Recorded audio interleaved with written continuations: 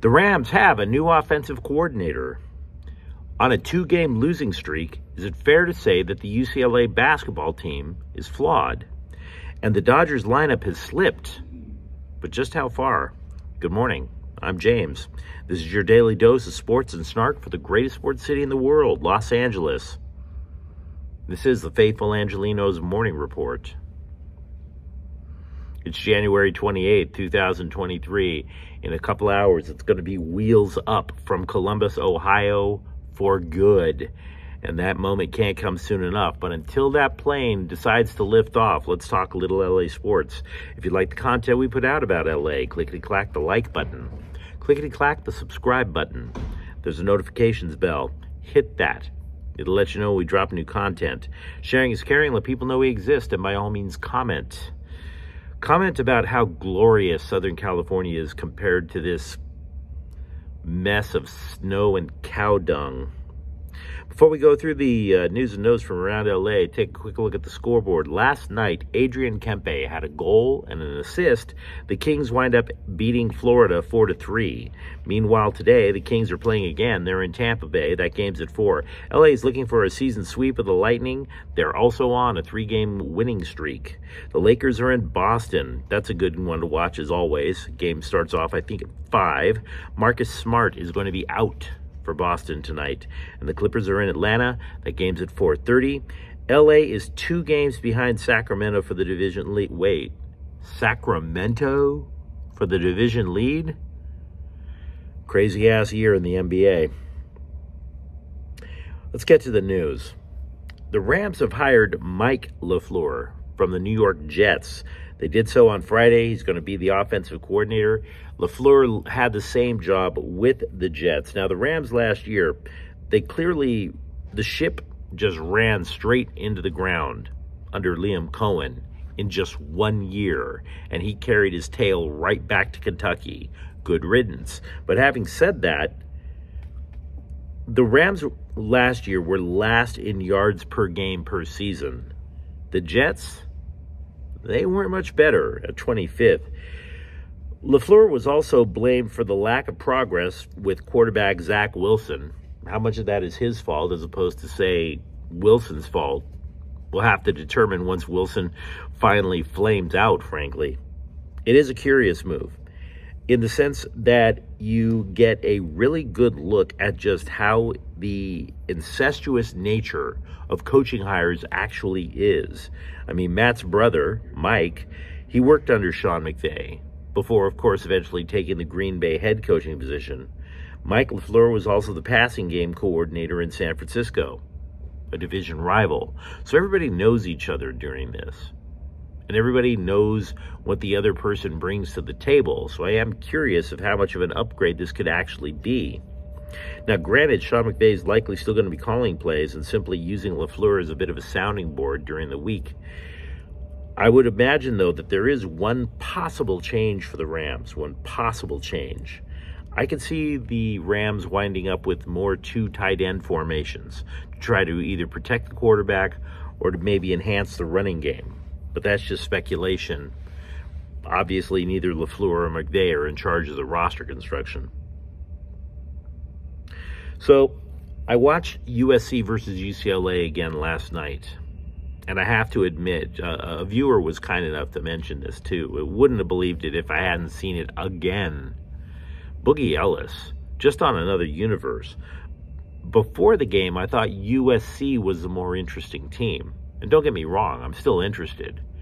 But afterwards, I'm starting to look at UCLA all over again. Are the Bruins flawed? Right? I mean, don't get me wrong. I'm not trying to say they stink. They're certainly going to make the NCAA tourney. But they are just 2-3 against teams that were ranked at one point in the season. Okay? What I mean is that they had victories over Kentucky and Maryland. Their best game was probably the one against Kentucky, and both Kentucky and Maryland have fallen out of the top 25. May I have your attention in the terminal, please? They also... All are welcome to visit the Interfaith meditation room conveniently located. There's an on the interfaith baggage meditation claim room here in this across from airport, bag and I'm here to claim tell you, 6. I don't The know if Columbus, non-denominational Ohio wants quiet anything to do space with God, is but let's always get back to open. that at another Thank you. time. The Bruins have also lost to both Arizona and Baylor, both of whom are still ranked. Illinois, they lost to as well. Illinois fell out of the top 25.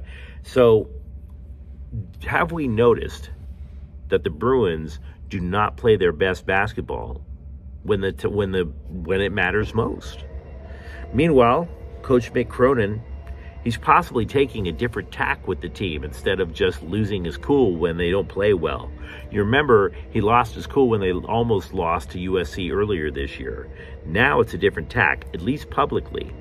Quote, "We play freshmen. We're far from a juggernaut," he told the LA Times.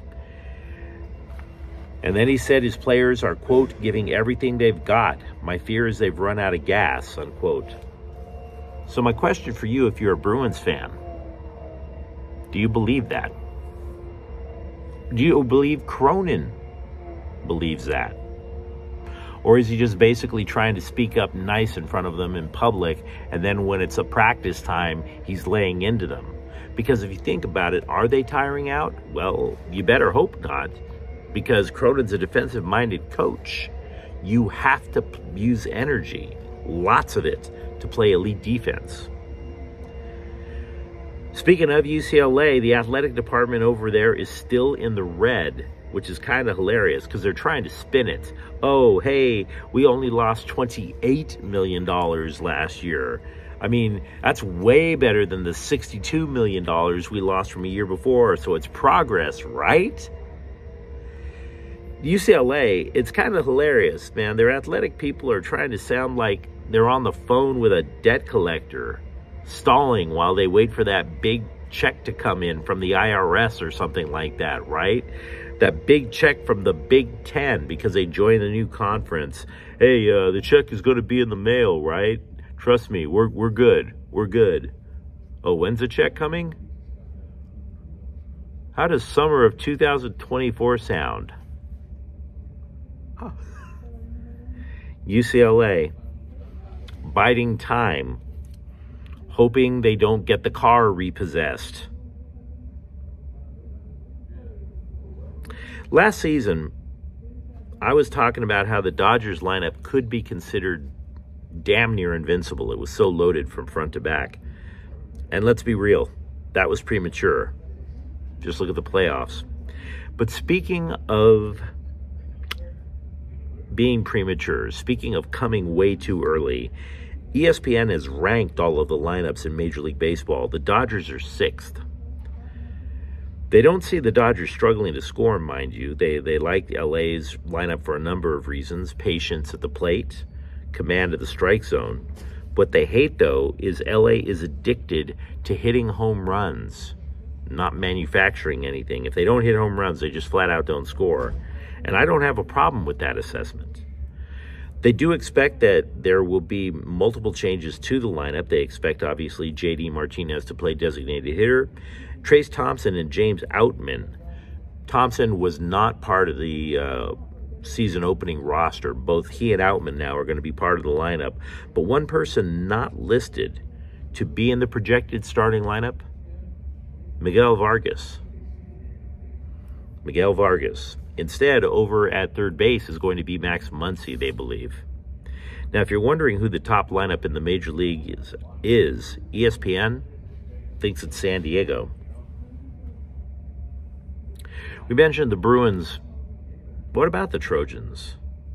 I mean, if you think about it, that win on Thursday night, that sure threw a monkey wrench into the Pac-12, right? I mean, I will grant you that UCLA still leads the conference, but now Utah is just a game behind. And 1.5 games behind Arizona and the Trojans. Did anybody really think the Trojans would be this close to the Pac-12 conference lead? I mean, they've just been kind of lurking there all year, waiting for Vince Iwuchukwu to come back. I mean, 4 days ago, most people referred to them as a bubble team. Hell, ESPN and Fox Sports called them a bubble team. Now, the Trojans are not completely out of the woods, although they'll probably make the tournament, I think, after that win over UCLA. They still have to play at Utah. They still have to host Arizona. But they do have wins over Auburn, Arizona State, and now UCLA. So I kind of like their chances.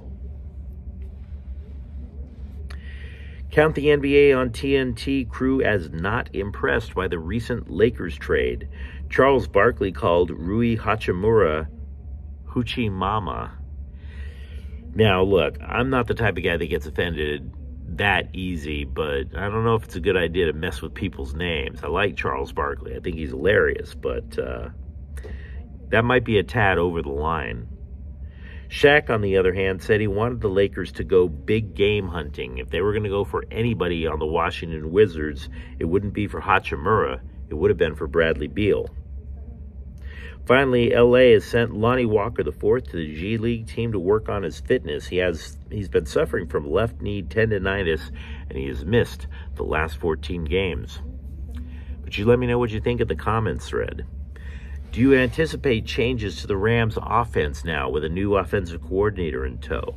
And I'm really interested in what you think about UCLA after that loss to SC on Thursday night. Are the Bruins flawed?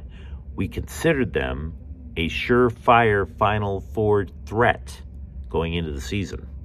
And if you enjoyed the content, don't forget to subscribe to Faithful Angelenos. We talk LA sports each and every day here. Thank you for watching. I'm James. I'm coming home, baby. Well, we'll be back tomorrow. Faithful Angelenos is a Kian Corte El Queso production. Take care.